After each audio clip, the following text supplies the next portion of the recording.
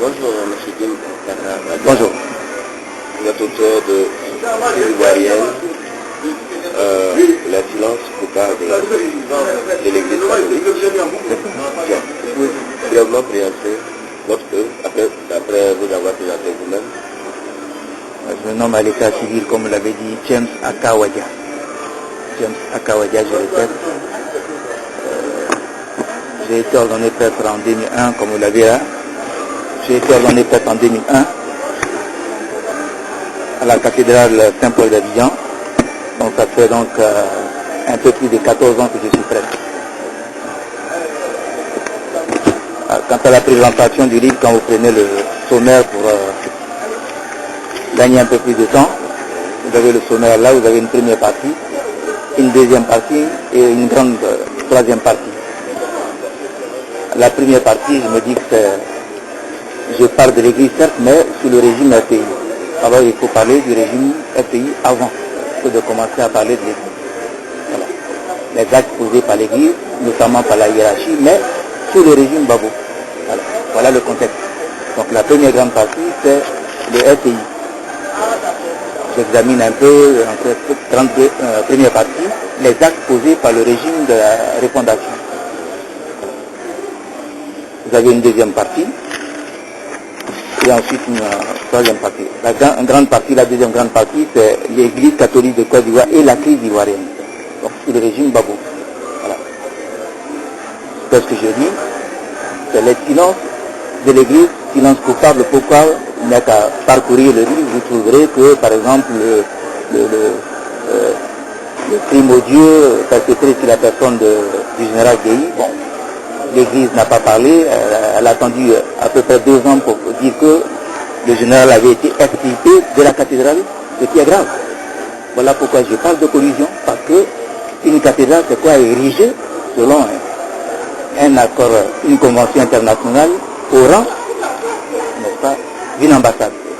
Et voilà qu'on vient extirper le général Guéhi, qui pensait là pouvoir se mettre à l'abri, trouver un refuge, et c'est de là qu'on le sort. Alors j'examine tout cela. Pour moi, l'Église statue, alors qu'elle avait la possibilité de frapper du poing sur la table, par exemple, pour dire non, en tant qu'autorité morale, spirituelle, on ne peut pas venir dans une église comme ça pour... Voilà. Et la troisième grande partie, c'est des réflexions personnelles, la question de l'ivoirité, le destin de l'école ivoirienne, les considérations sur la réconciliation nationale, et la nécessité de mettre en œuvre une véritable justice, je veux dire une justice équitable, véritablement indépendante. Voilà. Ça n'a pas été le cas par le passé parce que notre justice était trop politisée. Voilà. Et, dernière partie, dernier point, la laïcité. On entrera dans la précision après. Voilà les 3 grandes parties. D'accord. Vous dites le silence coupable, vous évoquez l'assassinat du général Guéhi, c'est un cas isolé, mais en gros, quel rapport vous voulez tirer entre le silence et la crise en général? Le rapport, naturellement, je parle du silence coupable de l'Église. Voilà. L'acte posé, perpétré sur la personne du général Guéhi, c'était sous le régime RPI. Et ça s'est passé où? On a extirpé le général de l'église, de la cathédrale, pour ensuite aller le tuer. Comme je l'ai dit, l'église aurait dû, il y a même un document qui a été pondu. Voilà.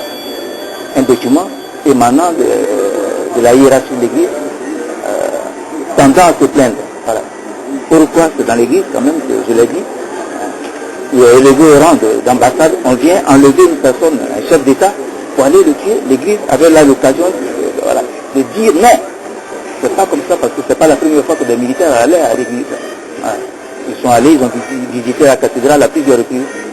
Parce qu'on n'a pas réagi de la manière qu'il fallait. Alors ils sont revenus encore poser cet autre acte, bafouer ainsi l'autorité de l'église. Voilà. C'est ce que je veux dire. Ce que je voulais savoir, est-ce que votre hiérarchie est informée de la sortie de ce livre? Comme tout le monde, à travers les écrits, à travers la publicité, mais je n'ai pas demandé d'autorisation. C'est un produit de l'esprit, c'est une œuvre de l'esprit, donc C'est vrai que je suis membre de l'église. Je n'ai pas dit que vous les dénigrez à travers ce livre. Non, je ne dénigre pas du tout. Alors, pour votre information, on dit que je suis un espion, je suis venu espionner l'église, je suis un peu comme quelqu'un qui vient là pour...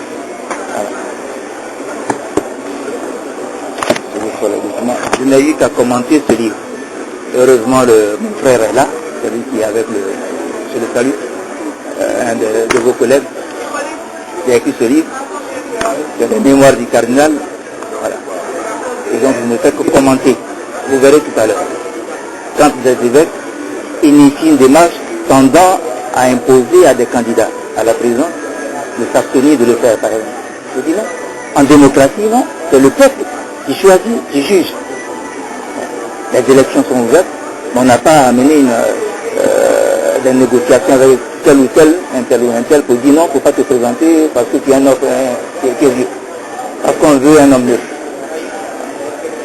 Quelque part, ce que je comprends pas aussi, c'est que vous revenez sur l'assassinat de Guéhi, et qui n'arrive pas le passé, et vous choisissez en même temps comme maison d'édition. Qui vous dit que ça n'arrange pas les FPI? Il y en a qui disent que je mets en cause l'église. Non, je ne mets pas en cause. Je dis seulement qu'il a été pris là. Et quand vous lisez par exemple le livre, heureusement notre frère est là, les mémoires du cardinal, il y a des contradictions.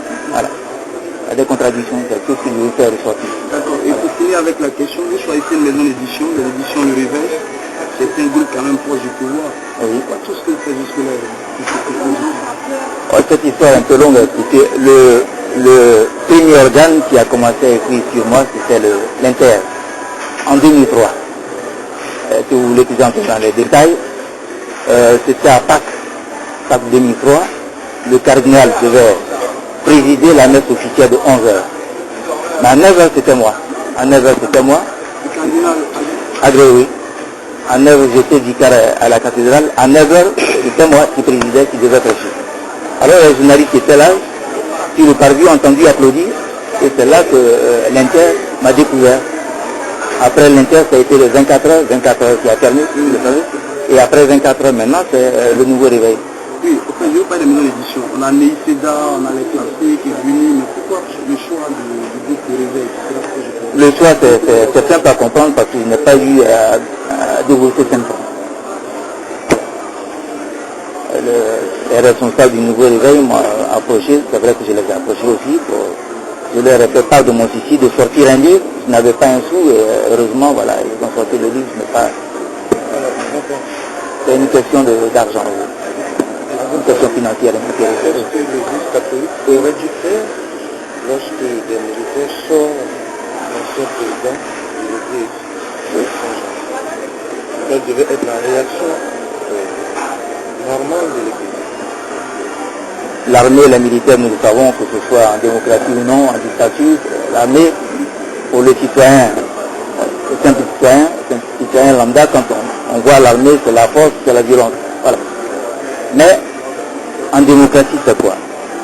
Quand on se trouve même dans une dictature, l'Église, comme je l'ai dit, l'Église c'est une autorité, une institution morale, spirituelle. Voilà. Alors, il fallait profiter de la situation, surtout que je vous ai dit, que la cathédrale a été à maintes reprises visitée par les militaires. C'est parce qu'on n'a pas réagi. Cette fois-là, il fallait réagir haut et fort. Dire non. Voilà. Dire non. Voilà. Moi, je m'attendais à ça, ce n'a pas été. Alors, vous écoutez une partie de la crise au régime FPI. Qu'est-ce que vous voulez reprocher? Vous avez dit mot, malheur. Oui. Je parle... Est-ce que le régime Gbagbo est à la base de la crise qu'a connue le pays? Je n'ai rien contre le président Gbagbo. Je juge seulement les actes posés par la refondation. Je le dis, en mars 2004 par exemple, voilà, il y a des actes qui ont été posés, à savoir qu'il y a une manifestation que nous savons tous.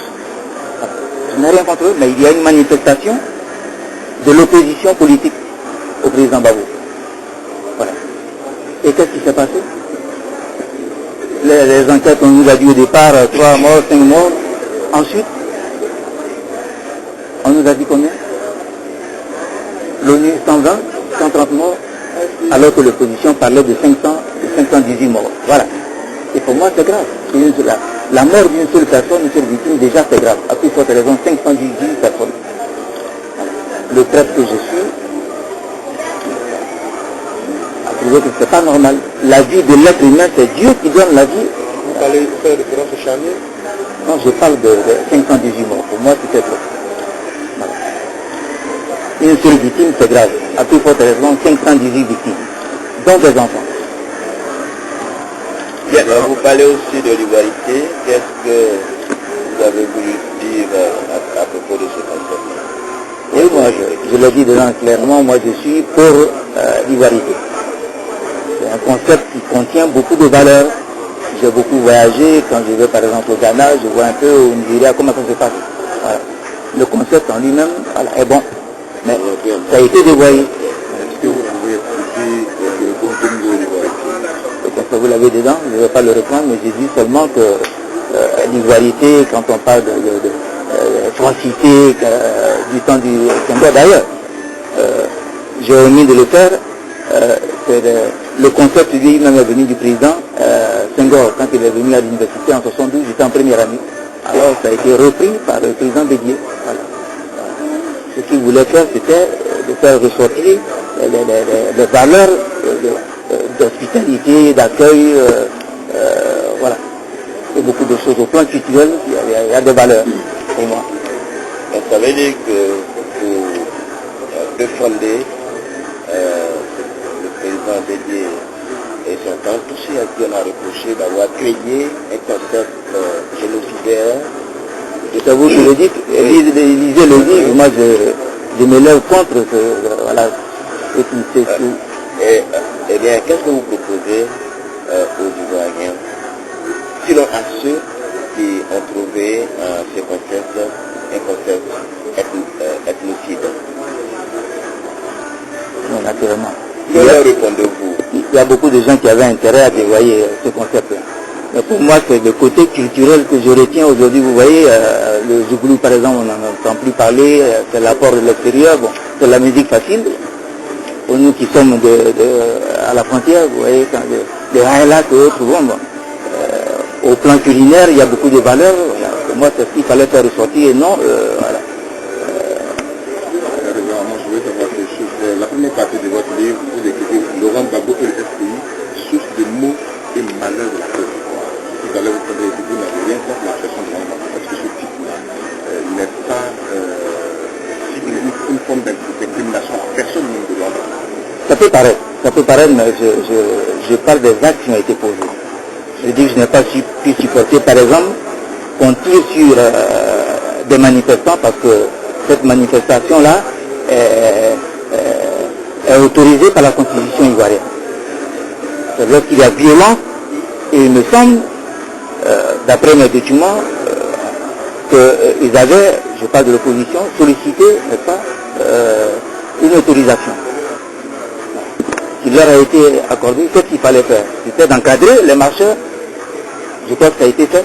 Mais comment en est-on arrivé là, à savoir tirer, pas sur une seule personne, deux personnes, mais sur 518 personnes? Je voulais juste demander si vous avez mené une enquête parce que durant cette manifestation, il y a eu des policiers qui avaient été tués. Est-ce que vous savez au moins comment sont-ils morts ces policiers? Non, mais je suis d'accord avec vous, mais pour moi, c'est le nombre élevé, extrêmement élevé de personnes qui ont été tuées ce jour-là. C'est pas seulement avec des armes blanches, il me semble, avec la Kalachnikov et autres.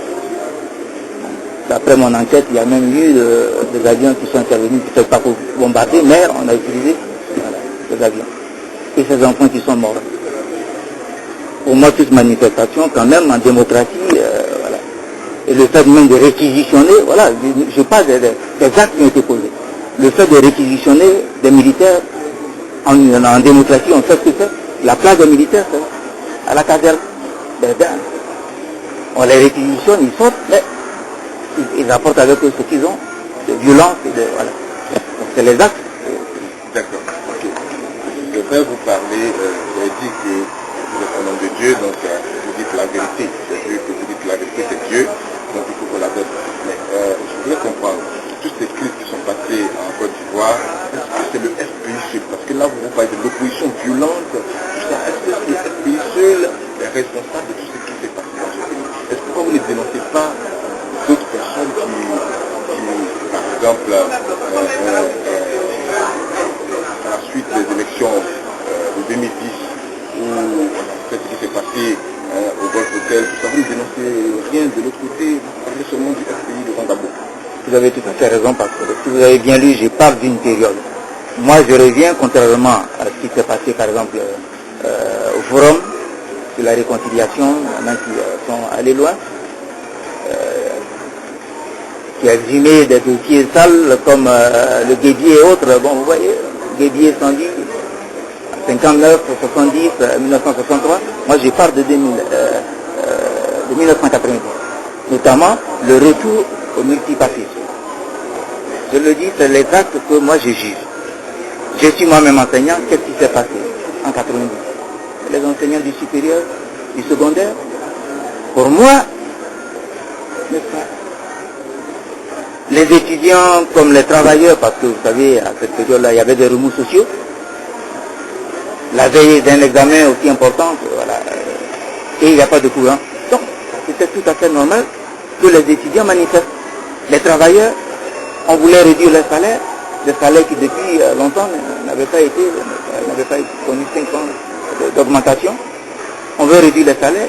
C'était normal que comme une seule personne, les travailleurs dans leur ensemble, voilà, réagissent. Mais ça a été exploité, c'est ce que je dis. Voilà.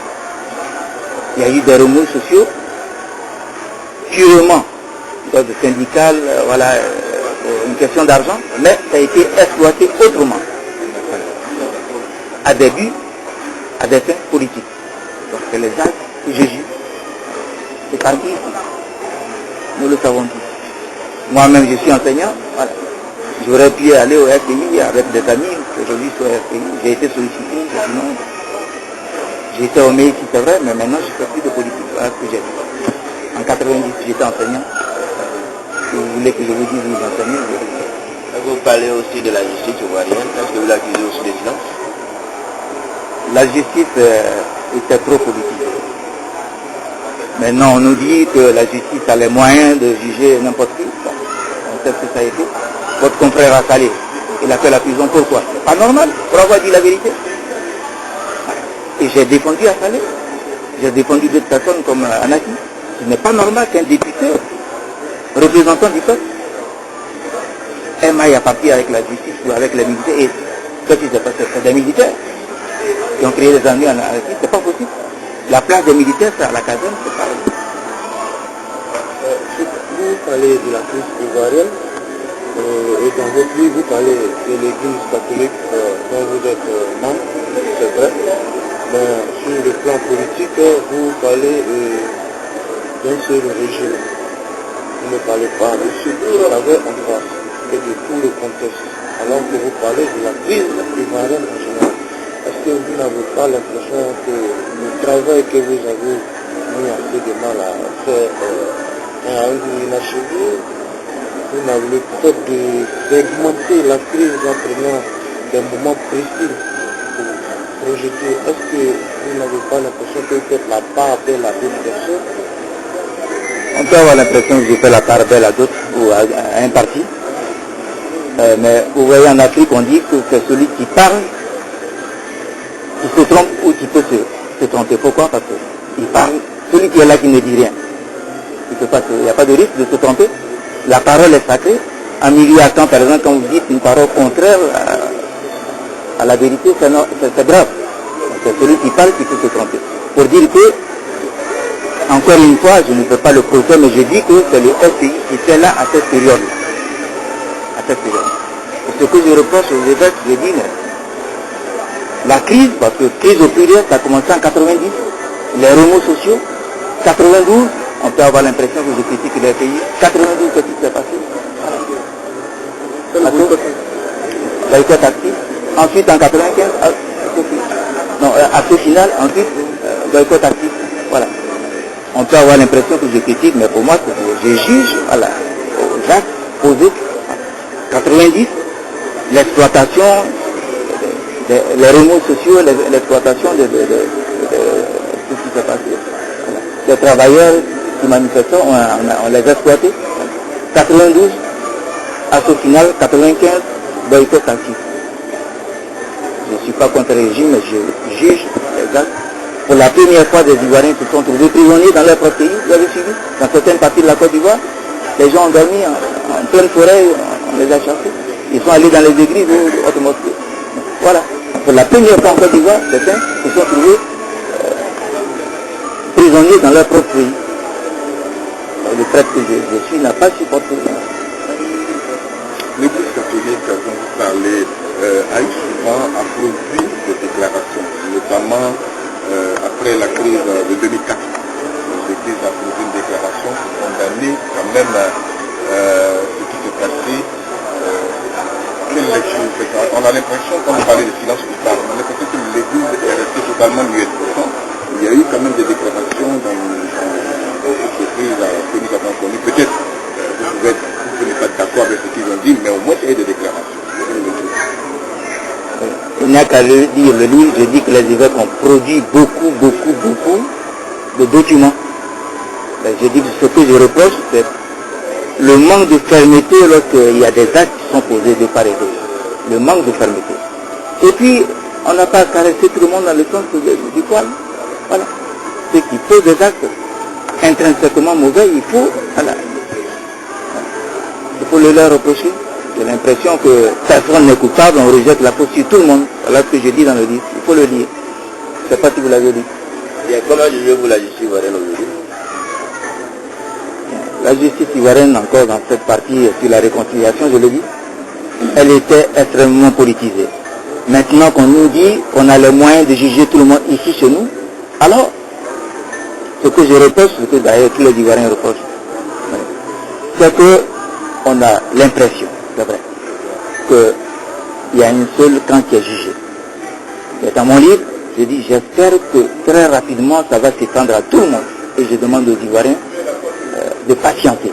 Mais la patience a des limites. Voilà. C'est vrai. On a l'impression que c'est dans un seul camp. Babou, Blegoudé, on attend. En retour, ce qui va être fait. Voilà. Je n'ai pas nommé, mais il y a beaucoup de personnes, des chefs ici, qui ont posé des actes mauvais. Il faut que ça s'étende à tout le monde. Voilà. Vous appelez la patience. La patience. Mais jusqu'à quand on attend. Ça fait 5 ans, 6 ans. Pour revenir à Gbagbo, ça veut dire qu'à vous entendre, lui-même il a créé les conditions de sa détention là où il est aujourd'hui. Je ne m'en ai pas dit autre chose, je dis que je juge les actes qui ont été posés. Voilà. Je ne m'en prends pas au président Gbagbo. Voilà. Je dis il y a des actes qui ont été posés, je vous ai donné des exemples. Concernant aussi les évêques, je dis j'ai l'impression qu'il y a eu collusion. Qu'il y a eu collusion. Comment vous pouvez accepter, je l'ai fait, par obéissance, qu'un prêtre soit interdit de prêcher pendant 3 ans. Parce qu'il a dit, mais cette marche, on n'aurait pas dû tirer sur les gens. En démocratie, ce n'est pas normal. C'est Dieu qui donne la vie. On s'en va tirer, on tue jusqu'à 518 personnes. La hiérarchie de l'église n'a pas parlé. Je l'ai fait, qu'est-ce qui s'est passé? On m'a interdit de prêcher pendant 3 ans. Voilà ma part de vérité. Ce n'est pas normal que pour avoir dit la vérité, on sanctionne un prêtre. D'abord à 3 ans, interdiction de prêcher, 1 an interdiction de travailler, alors que dans le champ du Seigneur, la besoin de prêtre de tout le monde, qu'il soit valide ou invalide, interdiction d'être payé. Voilà ce que je dis. La réconciliation, vous y croyez, ou à votre avis, quelles sont les conditions pour y parvenir? La réconciliation, je l'ai dit aussi.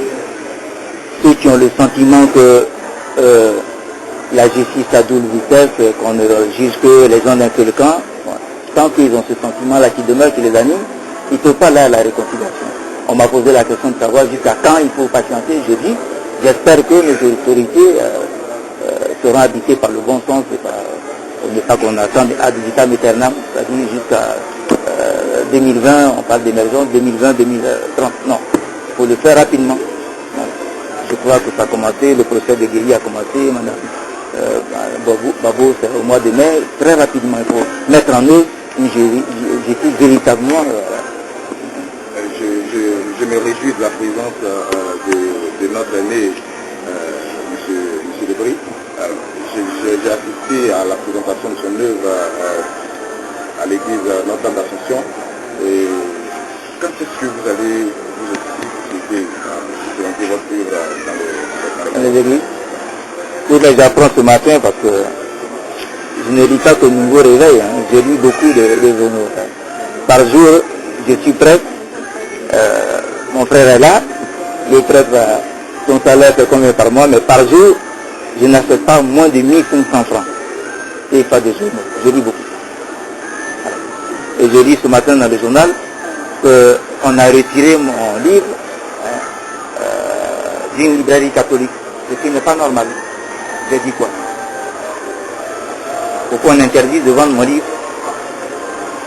Alors si les journalistes en ont parlé, ils ont dû mener une enquête. Moi-même, j'y suis allé 3 fois. Vous avez eu un contact avec le Père Obrou? Je n'ai pas cité le Père Obrou. Le Père Obrou n'est pas directeur de non, je parle de la librairie en question. Oui, mais voilà. On n'est pas directeur de la librairie en question. Je suis allé 3 fois. Voilà. On m'a fait croire que c'était quelque part après pour m'entendre dire qu'il y a des pressions. Voilà. Les journalistes. Quels sont les reproches à votre avis? Écoutez, pour vous répondre, voilà ce qui me parvient. On dit que moi, je viens espionner l'église, critiquer l'église. Je n'ai pas critiqué. Mon frère est là. Voilà. Je suis parti de son bouquin. Quand le cardinal dit, il me reçoit à plusieurs reprises, il dit non, écoute, c'est pas une sanction, mais je vais t'affecter. Et dans son livre, malheureusement, je me rends compte, il le dit ici en page 342, voilà ce qu'il dit. Je l'ai sanctionné. Alors qu'il m'a fait croire que ce n'est pas une sanction. On peut affecter tout près partout. Par obéissance, il doit partir. Moi, je pensais que, bon, il dit ici, officiellement, je l'ai sanctionné.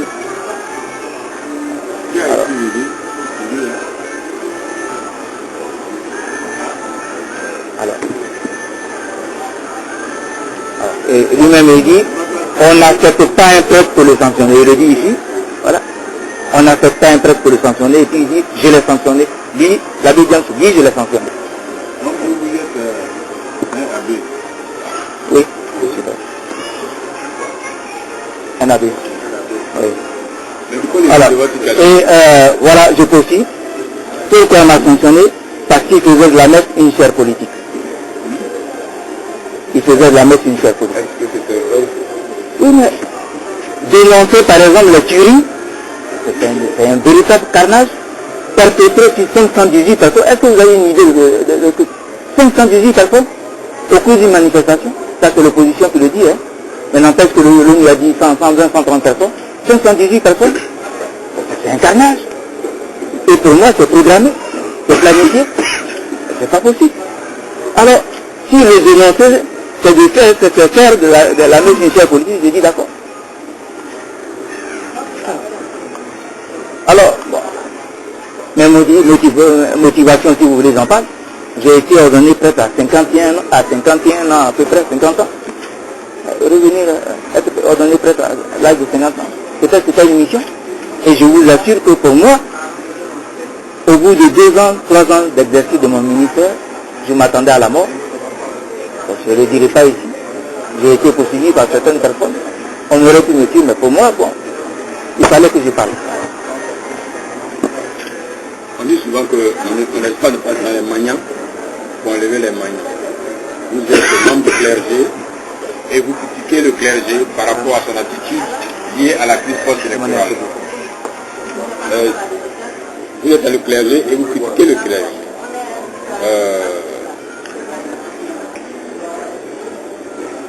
Est-ce que vous n'avez pas un droit de réserve du point de vue du sacrement de l'ordre?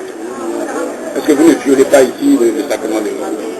Non, non. Je vous impose certainement une ligne de conduite en tant que prêtre.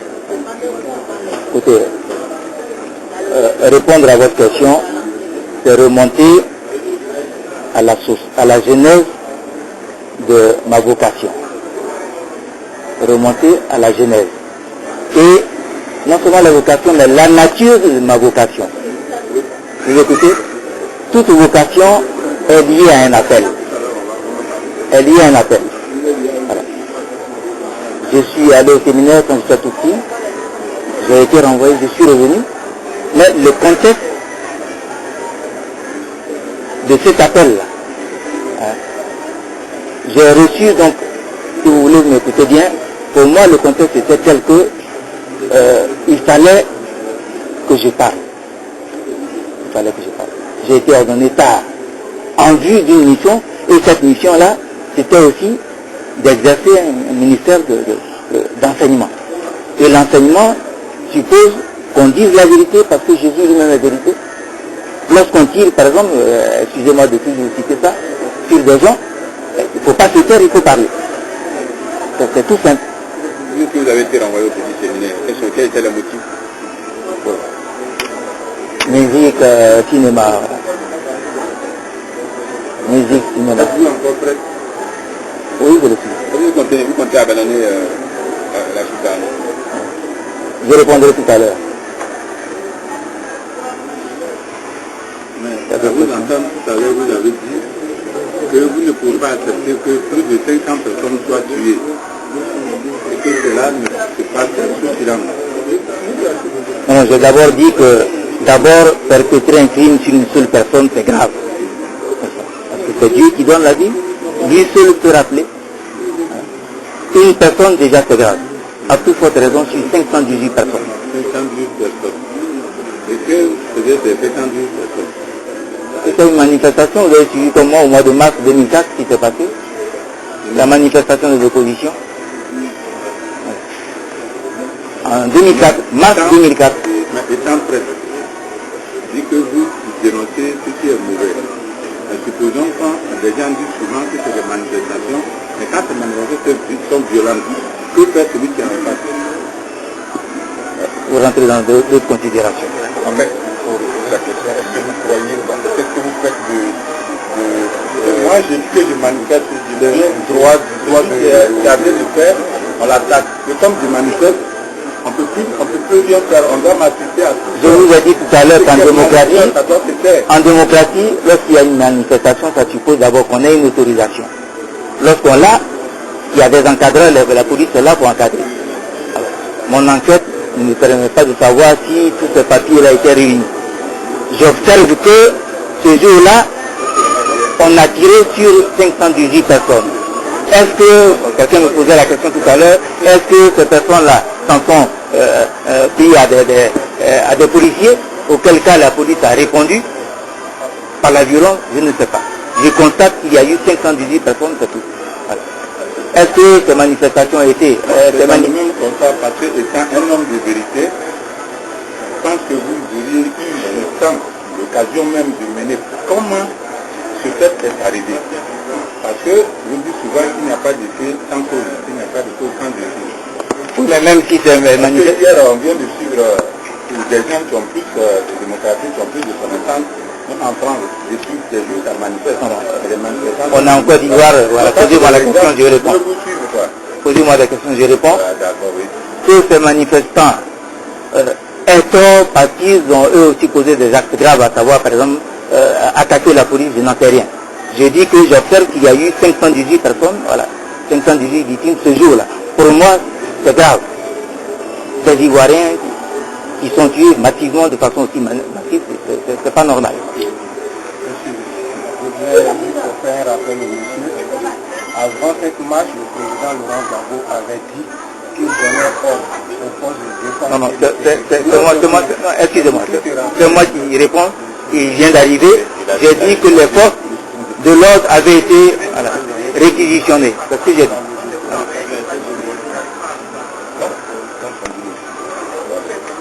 D'accord. Mesdames, aujourd'hui, quel regard est-ce que vous conférez sur vous par rapport à votre ouvrage? Est-ce que vous avez des retours? Nous devons répondre. Oui. Quel regard est-ce que vous voulez sur vous, l'Église en général? La conférence des évêques et tout ça. Je ne sais pas, peut-être que je ne sais pas ça. Il faut le leur demander. Moi je vous l'ai dit, d'entrée que je revendique une certaine autonomie de pensée et d'agir, parce que j'ai un certain âge. Oui. Parce que, excusez-moi, j'ai une certaine expérience. Lorsqu'il y a de tels actes qui sont posés, je réagis. Et pour moi, à cette période-là, j'étais à une position où je pouvais réagir. Quelqu'un qui m'a posé la question, aujourd'hui je ne suis plus dans cette position de réagir, c'est-à-dire être à l'embon, être curé d'une paroisse, bon, ça, avec ce que ça vous donne de faire des homélies, voilà. À cette période-là, je pouvais le faire, parce que j'étais à la cathédrale. Voilà. Donc je l'ai fait, j'ai réagi, j'ai dit que ma hiérarchie n'a pas réagi, moi je l'ai fait. Et on m'a sanctionné. Je ne pouvais pas me taire. Et tirer sur 518 personnes, ce n'est pas normal.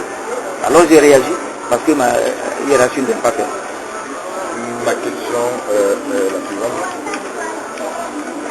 Quand j'ai essayé de fêter, j'ai eu le sentiment que vous réveillez des blessures, des choses, que ce soit de part et d'autre, soit du camp de Bago ou du camp de l'opposition, ça réveille des blessures. En moi ou en au lecteur. L'objectif de votre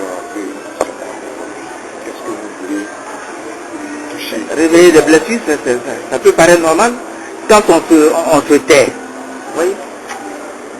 C'est bon de parler parce qu'on se vide. Alors qu'on se tait, la blessure est là. Elle est béante, on ne peut pas guérir. Il faut parler. En Afrique, c'est ça. Il faut parler, il faut se libérer. Et c'est ce que moi j'ai fait. J'ai un certain âge, j'étais à la cathédrale, j'ai vu beaucoup de choses. Les manifestations, tous les tirs, comment ça s'appelle, CIA, toutes les vitres brisées. En 90, je vous dis que je suis enseignant. Si vous voulez savoir, j'ai été enseigné pendant 15 ans à l'école Pigé. Je n'étais pas encore prêt. En 90, devant moi, on a poursuivi des blancs. Dans la rue, il y a un qui s'est réfugié à l'école Pigé. Le blanc, voilà, là, il faut l'attraper. J'étais là. En 90, sur l'autoroute ici, à Makori, des enfants de l'école primaire qui avaient dans leur sac, comme ça, des cailloux, à la rideau. Mais qui peut leur avoir appris? Des enfants de l'école primaire qui, par vagues successives, arrivent là à la rideau, avec des cailloux, cassent les vitres, lorsqu'on les poursuit, lorsque la police les poursuit. Alors que la police les poursuit, il y a d'autres groupes qui arrivent derrière, mais c'est une véritable stratégie qui leur a été enseignée à l'époque par des personnes, de grandes personnes. En vous entendant, non, ils parlent de blessures, donc il faut que j'en parle. Vous êtes en train de voir que des choses... Non, je vous dis que je n'étais pas encore prêt, en 90. Non, mais après vous avez été prêt, vous avez vécu des scènes. Oui, mais c'est tout cela que j'ai fait réfugier aujourd'hui. Bon, mais moi je vous pose la question, vous parlez d'une crise ivoirienne. Non, de crise au pluriel. De crise ivoirienne. Et j'ai dit qu'il fallait revenir à la source. Pour moi, c'est le retour au multipartisme. 90, vous n'étiez pas là. 90, qu'est-ce qui s'est passé? Les remous sociaux ont été récupérés à des fins politiques, c'est ce que j'ai dit. Voilà. Syndicat du supérieur, syndicat du secondaire, voilà. Ça a été récupéré tout cela, vous n'étiez pas là. Mon frère, est-ce que vous n'avez pas l'impression que vous avez les faits de leur parti et que dans le paysage que vous dépeignez, vous avez un seul acteur qui se débat seul, à savoir le pouvoir Bafou, et toujours Bafou, et en face c'est le vide, c'est le chaos, et ce sont les autres qui les font. Vous n'avez pas l'impression que vous en avez... Quelqu'un m'a déjà posé la question, qu'est-ce que je dis? Je dis que chez nous en Afrique, c'est celui qui parle qui risque, qui court des risques de se tromper. Celui qui est là qui ne parle pas, il ne peut pas se tromper. Ouais. Alors, pour dire que tout ce que je reproche aux évêques là, c'était sous le régime de la refondation. Voilà. C'est pas parce que particulièrement j'en veuille à un... Non, je dis les actes posés, c'était sous... Oui, il y avait plusieurs acteurs, par exemple en 2004, par exemple en 2004, la manifestation géante du G7, c'est-à-dire l'opposition, oui, il y avait l'opposition, les partis d'opposition, que vous avez omis exprès dans vos écrits. Non. Vous n'en parlez pas. Non. révolter des gens. Oui, mais ceux qui ont été tués, ceux que... J'arrive. Si les 518 personnes, il y avait des manifestations de plusieurs pays dedans, d'accord, mais l'opposition dit, nous manifestants, là, il y avait 518 personnes. Je parle aussi de collusion, si vous voulez, on parle des patriotes, en novembre, voilà. Qu'est-ce qui s'est passé? Les évêques n'ont pas parlé. Ils l'ont fait lorsque les patriotes, on a tiré sur les patriotes. Il y a un même qui a dit oui, mais j'ai vu des gens décapités. Pourquoi on ne l'a pas dit lorsqu'il y a eu les 518? Je n'ai pas dit ça. Je dis, les actes qui ont été posés, l'Église n'a pas parlé. Elle a parlé lorsqu'il s'est agi de patriotes. Alors, mais c'est à vous d'en tirer les...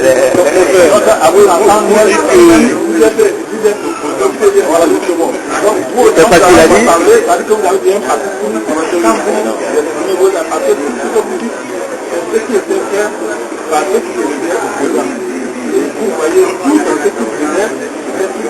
Vous êtes journaliste? Vous êtes journaliste? Oh non, non, attendez, j'ai fini avec les journalistes d'abord. Je voulais poser une question tirée de la Bible.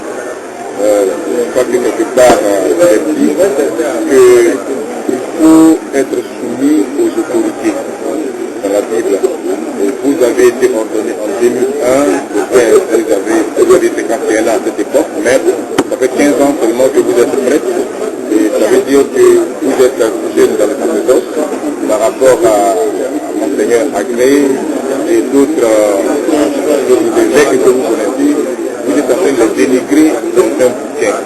C'est vous qui pensez que je dénigre? Est-ce que vous pensez que c'est vous qui pensez que je dénigre?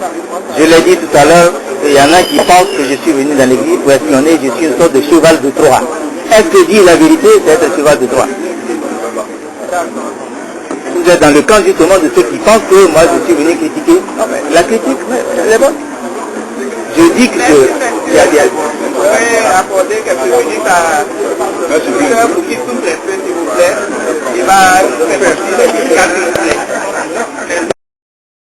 de savoir si je suis abbé. Oui. On est prêt. In eternum. On est prêt à jamais. Et pourquoi? Parce que l'ordination, c'est un sacrement. Donc j'ai été ordonné prêtre en 2001, je le demeure. Mais je voudrais vous informer tous aujourd'hui que depuis près de 4 mois,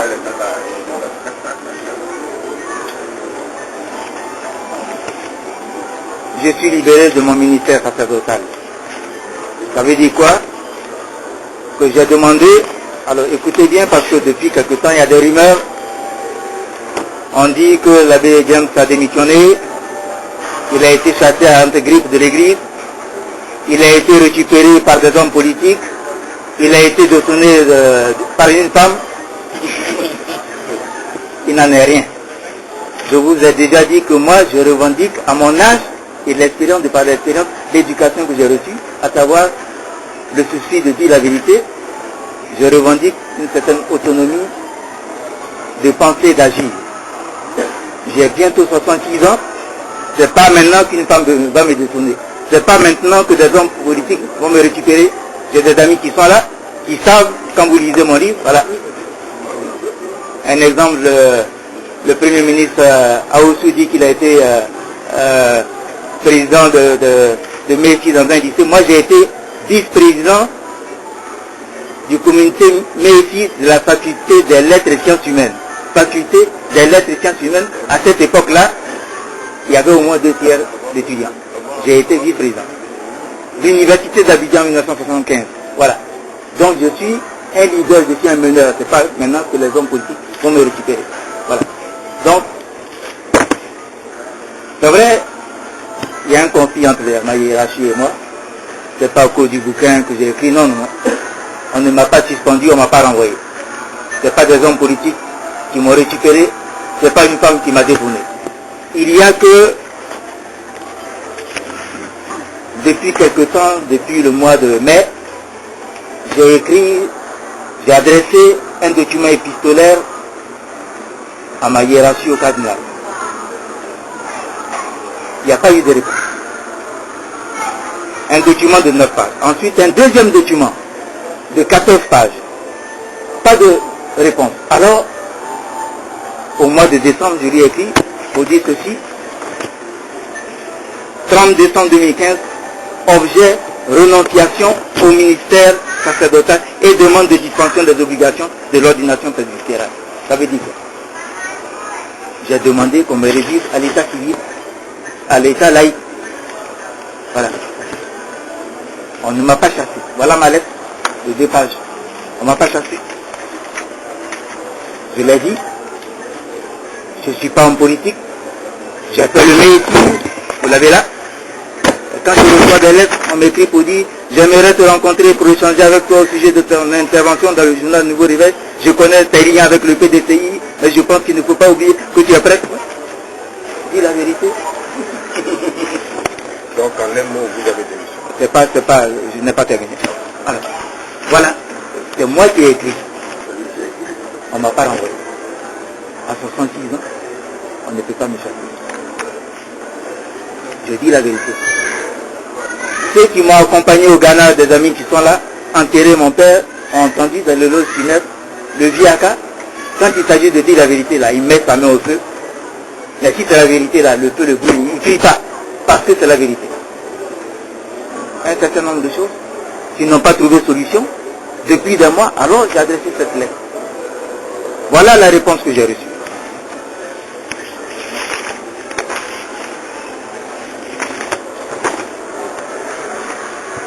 6 janvier 2016. Suite à l'entretien que j'ai eu avec toi, qui m'a fait parvenir un courrier pour réitérer par écrit ton désir d'être réduit à l'état laïque. Oui, depuis plusieurs mois, mon problème ne trouvait pas de solution. Alors j'ai écrit pour dire, voilà. Il m'a dit, il s'agit du cardinal, va te reposer, réfléchis, reviens. Vu que ta décision persiste, malgré le temps de réflexion qui t'a été accordé. Voilà. Vous voyez? Donc on ne me chasse pas.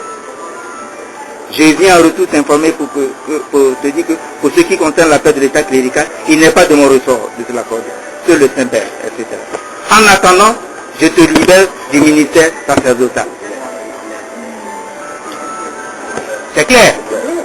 On ne m'a pas chassé. C'est pas à cause d'hommes politiques, c'est pas à cause d'une femme. J'ai des paroissiens qui sont là. Pendant 14 ans, on me reproche quoi? J'ai servi le Christ avec beaucoup de zèle pendant, il y en a qui disaient 14 ans, c'est pas beaucoup, oui. Mais de 10h moins le quart le matin jusqu'à 21h, j'étais au bureau. Il est venu un dimanche me trouver, je ne sais pas si c'est un dimanche. Demandez-lui s'il ne m'a pas trouvé. Un dimanche, notre frère journaliste qui est là. Dimanche, après la messe l'après-midi, à 17h, je suis au bureau. Je ne demande pas qu'on me félicite, mais voilà. Je demande les moyens. Bref, ce n'est pas le moment de parler de tout cela, mais je pensais qu'on aurait trouvé une solution. J'ai passé par exemple 2 ans en Tunisie sans qu'on m'apporte 5 francs. En Tunisie, où même les agents de la base trouvent que la vie coûte cher. 2 ans, au cours desquels, sans compter 3 années de suspension, voilà. Donc, les choses sont claires. Mon frère, je voulais qu'on revienne sur un point de la première partie où vous avez dit l'extraordinaire amateurisme des dirigeants du FPI et la partition de la Côte d'Ivoire. L'amateurisme des dirigeants du FPI. Nous savons que le FPI a pris le pouvoir dans la situation que nous connaissons tous, après un coup d'État, et puis on revient maintenant à la démocratie, dans une situation où l'économie était directement au bas de l'échelle. Ils ont réussi quand même à relever l'économie, ils ont tenu dans une situation où la Côte d'Ivoire était déjà en deux pendant plusieurs années. Alors, vous parlez d'amateurisme, est-ce que vous pouvez essayer de discuter un peu là-dessus? Vous entrez dans d'autres considérations, voilà. Bref, maintenant, l'amateurisme c'est quoi? Moi je dis que quand même dans un pays comme la Côte d'Ivoire, où jusque-là, il n'y avait pas d'étrangers, excusez-moi, maintenant, c'est la xénophobie et autres, bon, Chats du Nord, tout ça, mais on voyait venir. Mais une rébellion, je le dis de Nantes, c'est pas moi qui le dis, ça se mate. On se bombe la patrie, on dit, mais on a la puissance de feu de notre armée, mais il fallait chercher aussitôt à écraser ça. Ça n'a pas été fait. Dans l'œuf, je veux dire. Il fallait le faire. Il aurait fallu le faire dès le départ, en s'assurant qu'on pouvait mener ce combat-là, c'est-à-dire en quelques heures, voilà. Régler ça. Attendez que j'arrive. Je vous parle de rébellion. Une rébellion, ce n'est pas une manifestation de pacifique. Non. Il faut étouffer dans l'œuf. Ça n'a pas été fait, surtout qu'on nous faisait croire qu'on avait des armes. Voilà. C'est ça, c'est ce que je dénonce. On s'assoit, c'est la Bible qui le dit, je pars en guerre contre quelqu'un qui a une armée de 20 000 personnes, moi j'en ai combien, 5 000 ou 10 000. Mais il faut s'asseoir. Les stratèges sont là et puis on réfléchit. Et il y a des stratèges qui font croire qu'on peut éliminer ça. Non. Il y en a qui se disent stratèges militaires. Alors, on sait ce qui s'est passé. Il fallait dès ce moment-là, à partir du moment où on sait qu'on ne peut pas mater cette rébellion, ouvrir des négociations, ça n'a pas été fait. Bon, excusez-moi si ça a été fait, bon. Moi, ce que je sais, laissez-moi parler. Ce que je sais, voilà. Ce que je sais, c'est que ça, il fallait donc mater ça. Mais pourquoi après maintenant, on va parcourir la Côte d'Ivoire, on va parcourir le monde, on arrive à Makouti, qu'est-ce qui se passe? Mais si on pouvait gagner cette guerre, cette rébellion, si on pouvait la mater, on ne serait pas arrivé à Makouti, Lomé, Pretoria, tout ça, à Makouti, naturellement. Vous êtes incapable de régler ce problème-là entre vous, à l'Ivoirienne. Quand vous allez chez les Blancs, ils vous aident à trouver. Et les conditions, voilà, sont là. Et maintenant, on va manifester, lancer des gens dans les rues, tout ça. Voilà le sens de... Vous parlez de choses qui n'ont pas trouvé de solution depuis des mois. Je pense que vous